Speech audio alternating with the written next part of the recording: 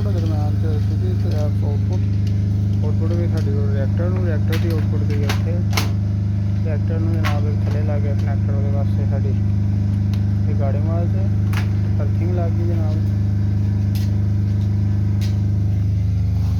ਇੱਧਰ A1 ਤੋਂ output ਦੇ ਲਈ A2 ਤੇ ਜਨਾਬ ਸਾਡੀ ਆ ਗਈ ਇਨਪੁੱਟ ਸਪਲਾਈ ਥੋੜ੍ਹੀ ਜਿਹੀ ਤੇ X3 ਤੇ ਸਾਡੀ ਆ ਗਈ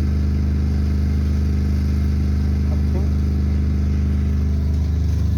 ਨਾਲ ਇਹਦੀ ਬਾਡੀ ਨੂੰ ਅਰਥ ਕਰਤਾ ਦੋ ਜਗ੍ਹਾ ਤੋਂ। ਇੱਧਰ ਵੀ ਅਰਥ ਹੋ ਗਿਆ ਕਨੈਕਟਰ ਤਾਂ ਉਹ ਕਨੈਕਟਰ ਰਿਕਾਰਡਿੰਗ ਵਾਸਤੇ ਦਿੱਤਾ ਜੀ ਆਊਟਪੁੱਟ 'ਤੇ